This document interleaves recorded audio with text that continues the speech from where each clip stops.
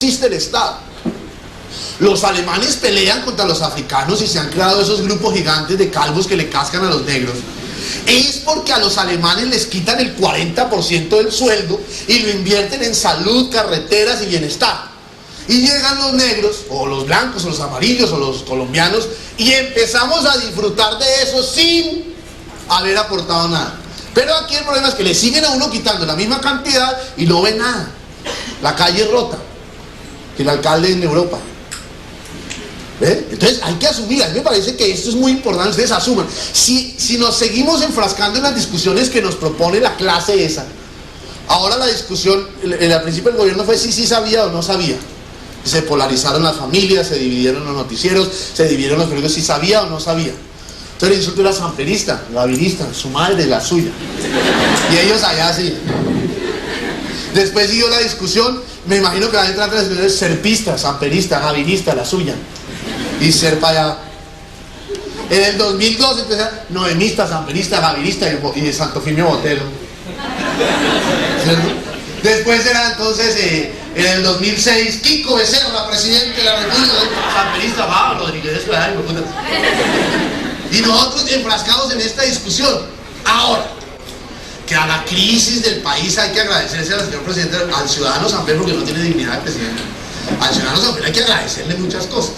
Ejemplo, hay que agradecerle el fortalecimiento de la Fiscalía. La Fiscalía ha crecido gracias a que este tipo en últimas, así sea a sus espaldas, contra su voluntad o no, pero lo ha permitido. Bueno, ejemplo, ¿quién no sabía que Kiko Becerra era íntimo amigo de los Rodríguez y compadre de Rodríguez? ¿Quién no sabía? ¿Quién cae? Si uno sobrevolaba yendo para Gorgona se daba cuenta. ¿Quién no sabía? Y el fiscal lo puso en la tarde. Bueno, hay que agradecerse. Hay que agradecerle cosas como haber destapado la clase de corrompido que resultó ser Fernandito Botero. Uno pensaba que era un tipo yupi, divino, de familia bien, gente elegante, jet set, y resultó una pon, y además huevón. Sí, porque allá estás por eso. Sí, porque utilizó la lógica, sí, pero no. Y lo metieron allá. ¿Quién iba a pensar que el señor Horacio Serpa, después de ser un líder de izquierda, un socialdemócrata, resultara ser un mandadero de los Rodríguez? Bueno, y se impuso esa nueva clase social que es la narcopolítica. Que eso ya lo saben, ustedes deben tener 20 años, menos de 20 años.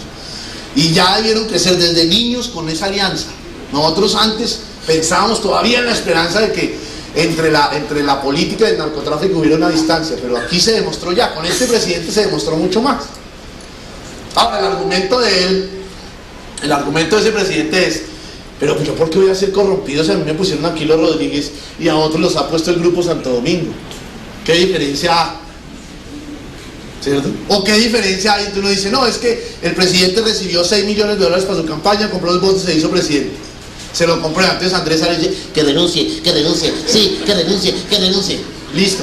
Y su íntimo amigo, financiador de su campaña, Harry Veda, resultó lavador de dólares.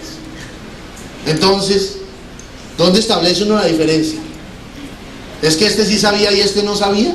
¿O es que este judío es más elegante que los Rodríguez, que eran robadores de cargos? La misma vaina, esa franja está corrompida.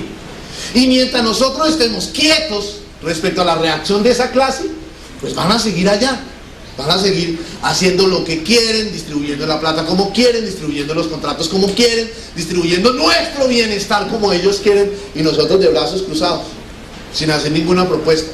Yo no estoy invitando a que nos alcemos en armas, ni estoy diciendo que nos vayamos para el monte, nada de eso.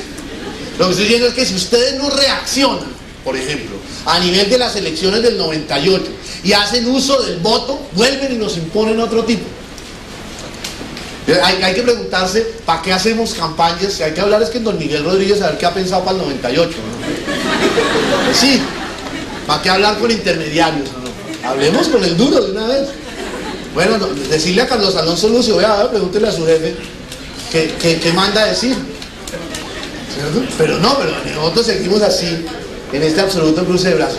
Yo quiero que a nivel como de moraleja en este espacio, no sé si será el tema que me han invitado a hablar, pero en ese espacio de la moraleja que le queda, que lo único que les quede a ustedes son dos cosas. Primera, que si no reaccionamos, ustedes jóvenes, y asumen el control de su propio país, con los elementos que les da la Constitución, por ejemplo el voto.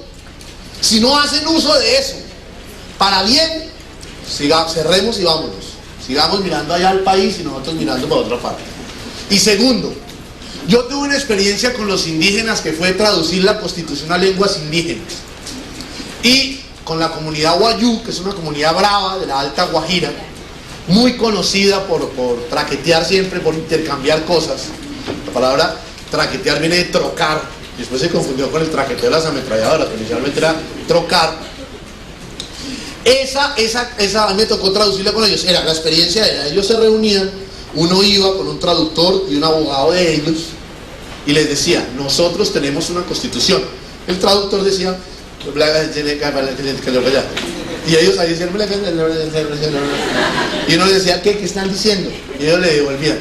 El artículo 11 para nuestra Constitución, para vergüenza, nuestra Constitución dice, artículo 11, nadie podrá ser sometido a pena cruel, trato inhumano o desaparición forzada. Imagínense esa vaina. Que en una Constitución de un país diga eso. Eso es algo así como si uno llega a una casa de visita y dice, por favor no se suene con el mantel. Uno dice, no, pues los que viven aquí son unas bellezas.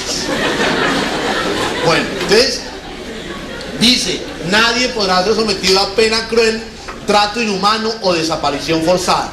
¿Sabe qué tradujeron los indígenas? Pedazo 10.2. Nadie podrá llevar por encima de su corazón a nadie, ni hacerle mal en su persona, aunque piense y diga diferente. Listo. Con ese artículo, que nos aprendamos, nadie podrá llevar por encima de su corazón a nadie, ni hacerle mal en su persona, aunque piense y diga diferente. Con ese artículo que nos aprendamos, salvamos este país. Por lo menos sus hijos van a tener un país mínimamente más agradable. Eso es lo que les quería decir. Muchas gracias.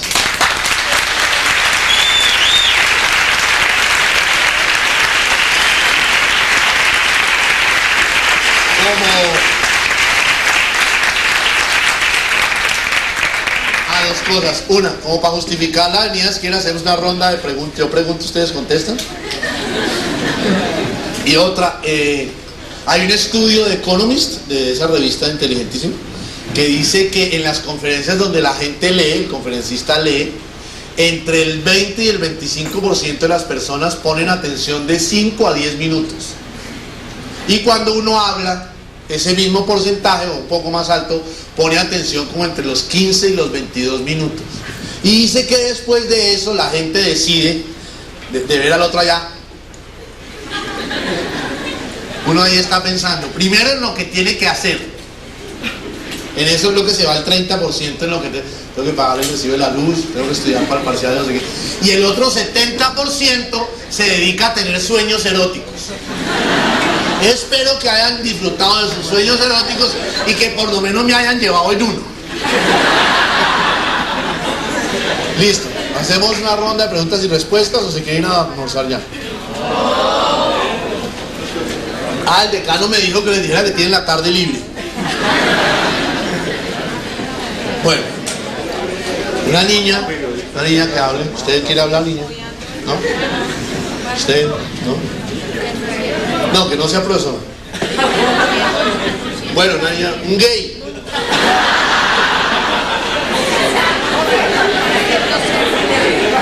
¿Aquí lo señalan todavía? ¿Sí? Sí. Bueno, un hombre. ¿Qué horror?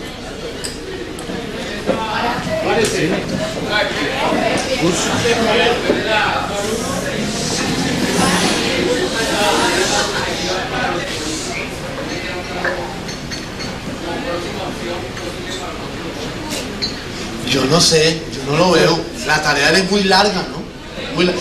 La pregunta de él es que después de esta maderiada, de esa clase corrompida que dirige, ¿dónde están Tanas? Entonces, ahora respondo yo. No, yo no sé.